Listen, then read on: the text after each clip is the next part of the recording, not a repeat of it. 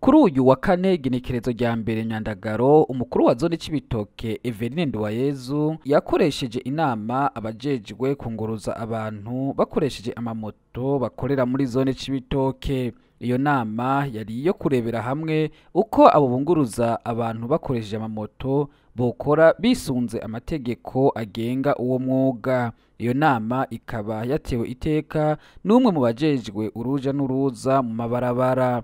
Ewe itwi ry'ugwaruka ntawe utokumviriza. Bimwe mu byashikirijwe n'abo bunguruza abantu ngo harakwiye kujaho amategeko agenga abajeje kunguruza abantu bose bakoresheje amamoto, kuko hari gihe amakosha akogwa n'abandi bo mu yandi mazone bigaca byitirirwa abo muri zone Cibitoke. Ngo hari n'abayakora bitwaje ko babona n'ahandi ko bakora ayo makosha. Ikindi nuko basabye ko abo babunguruza abantu bakoresheje amamoto batararonka urupapuro rubaha uburenganzira bwo kuba umushoferi, ico twokwita permis de conduire, ko nyabuna bohagarika kunguruza abantu bakarindira ko baronka ubwo burenganzira. Uwaserukiye Inyamiramabi mu vyo bajejwe harimwo gukurikirana uruja n'uruza mu mabarabara yashoboye gutanga impanuro zitandukanye afatiye ku byashikirijwe.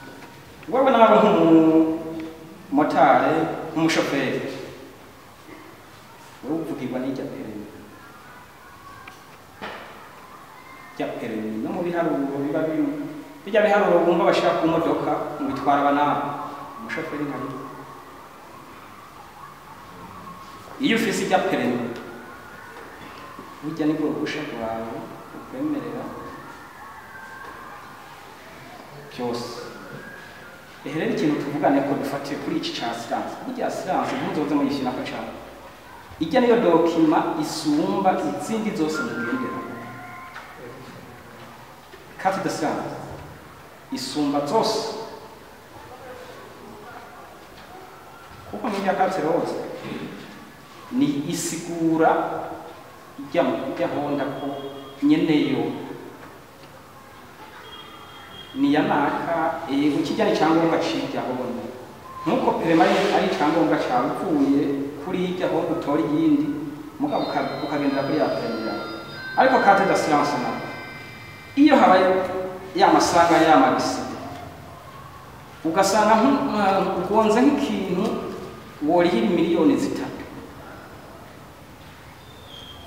iyo tangorane zahabaye bya silence yo niyo ica isigara ikora bya bintu byononekana.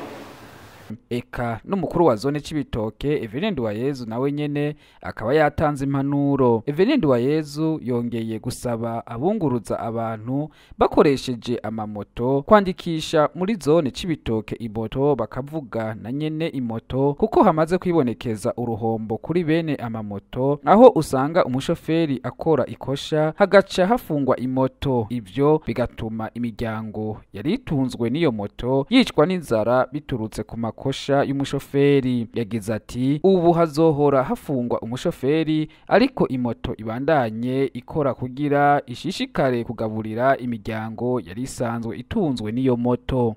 Hariho abamotari mukorera amakosa abagenzi babo, ukoreye ikosa akaca kubira akakwata imoto arayikwatse aciye ijana muri brigade, igiye kumara indwi yose imoto sigwawe. Hariho nyeneyo abana bari babwirizwa gufungura kubera iyo moto. Amakosa y'umukozi ariko aramukorera akaca ashaka guhanirwa umuryango wose wa shebuja. Ubu rero imoto uzoyakwa mu ikosa ufise mu gihe imoto ari iwawe ku gatwe kawe. Nimba ari moto y'umuntu tuzofata wewe nyene wakoze ayo makosa tukujane mu butungane. Icuma c'abandi tuzoba dufise mweneco muri rusansuma muri registre, tuzomutelefona ati ingutora moto yawe urondera ubundi muntu yiha ikoresha, umukozi wari ufise yagirijwe ibi nibi nuko bijya bintu rero by'akajagari umuntu yaramfitiye ngo 10,000 ibihumbi 10 bigatuma icuma c'imiliyoni numva ngo kibitse muri brigade atari kuci wawe bijya bintu bihagarane muri umunsi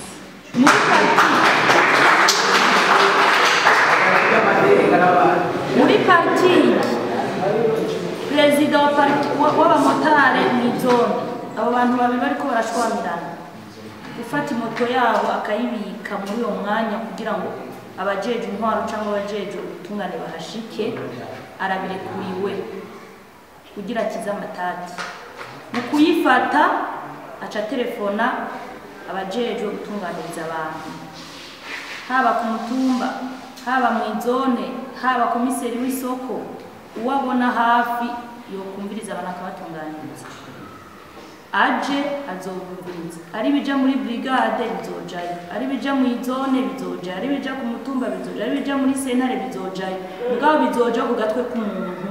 Mu kurangiza twabamenyesha ko iyo ngingo yafashwe kugira habeho kugwanya amakosha akogwa n'abunguruza abantu bakoresheje amamoto. Wavreb ijwi ry'ugwaruka FM.